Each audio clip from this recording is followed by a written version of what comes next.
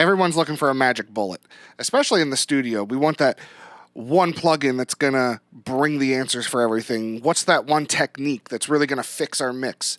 Well, although this might not be a magic bullet, I do have 3 specific examples for what I feel is one of the most versatile plugins inside Studio One.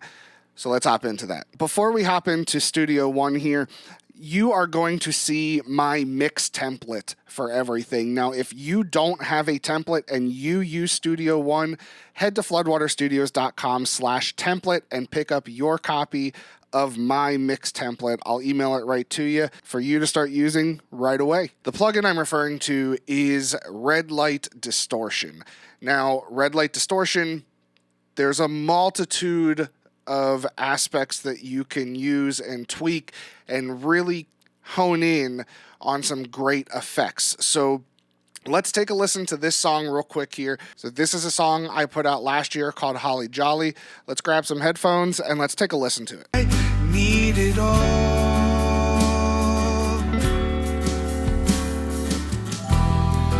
Red and green up in the tree. All right, so bass sound, everything to my ears sounds really good with this. Now, like I said, there are 3 places where we can add red light distortion and really change up some of these tonalities, make some things punch. First one we'll look at is the drums themselves. Personally, there's 2 specific places inside the drums where I like to add this. Now, the first one is actually going to be on the room microphones. So if we listen to the room in itself here, and we'll give it a little volume just so we can hear it better.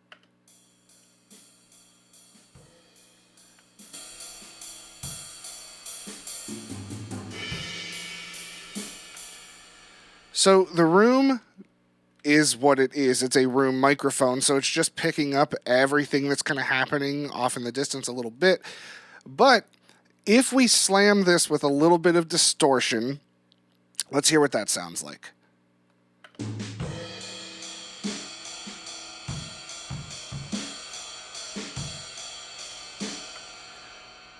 So it gives it a lot more body. There's a little more energy to it. There is some grittiness that's in there. So let's go ahead and solo the drums here. So we have all of the drums. I'm going to take out the sleigh bells. We don't need to, well, let's keep them in. It's Christmas. Why not, huh?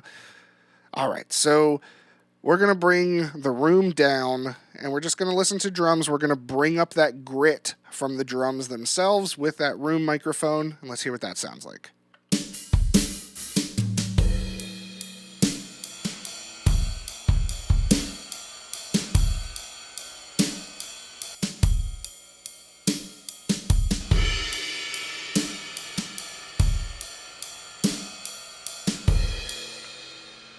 So you can hear it really makes it come to life, even just that little bit more, and there's not a lot of volume that's happening with it.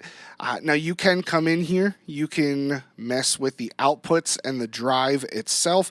You can even come in and mess with the frequency ranges it hits. You can take out some of the low end that the distortion is going to pick up. So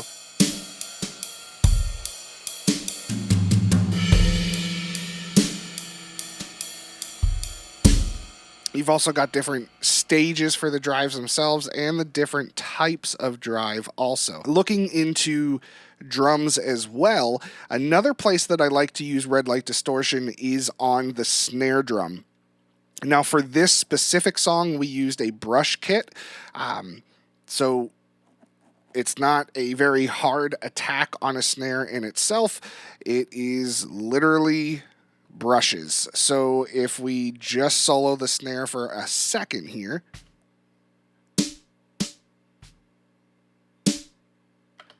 you can hear it's not a very loud stick attack because there's no stick, it's a brush.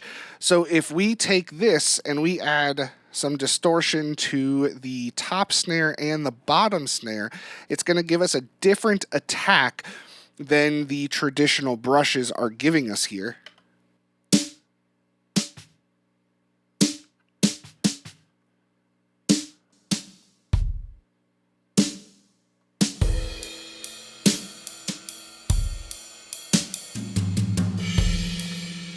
So it's giving this even more so some life with it, bringing out some different harmonics for things and really making that brush sound really pop. It's really giving it this energy and life that I love.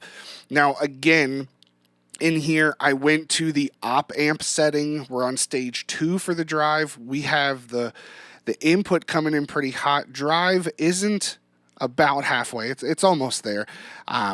And then I did roll off some low end from this one, so that way we're not getting a bunch of mud in the distortion, really trying to keep it as clean as we can, but it sounds really great. Now, the third place that I like to, well, no, technically the second place, because drums, there's two you get what I mean. The second place I like to add some distortion is in the bass. Now, we've done a video on this before. Dirty bass is better. Clean bass sucks. But let's take a listen to what it sounds like with just the drums and the bass here. So let's go ahead. For whatever reason, my group is acting up on me and not wanting to highlight everything. So let's take a listen to drums and bass together.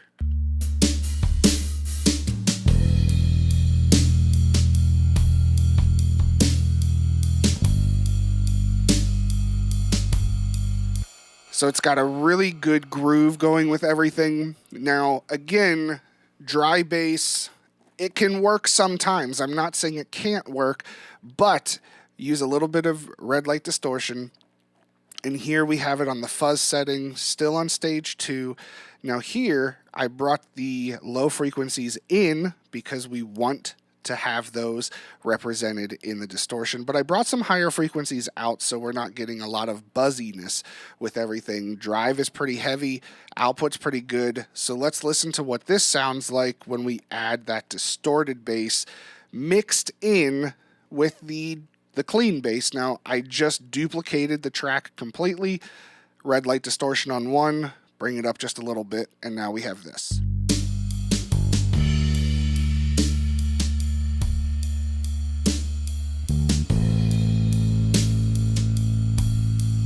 Now, some of those notes are sounding a little obnoxious when we're in solo, so the trick here is don't stay solo more than you have to.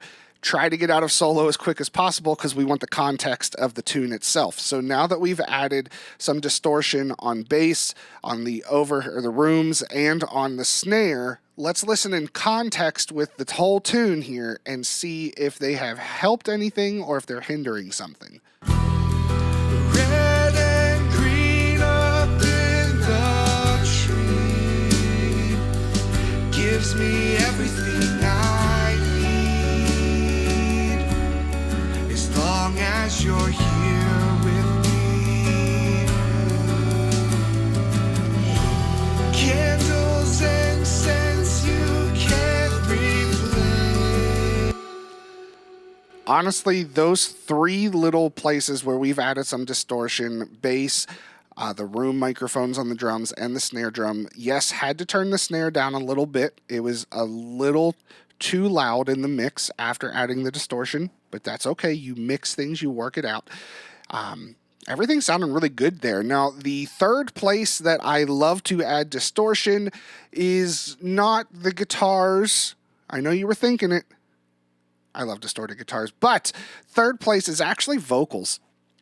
The vocals themselves getting a little grit in there, even on a song like this, where it's not really like punchy vocals. It's not a very attacky song, but more of, I wouldn't call it a ballad, but just kind of that groovy feel.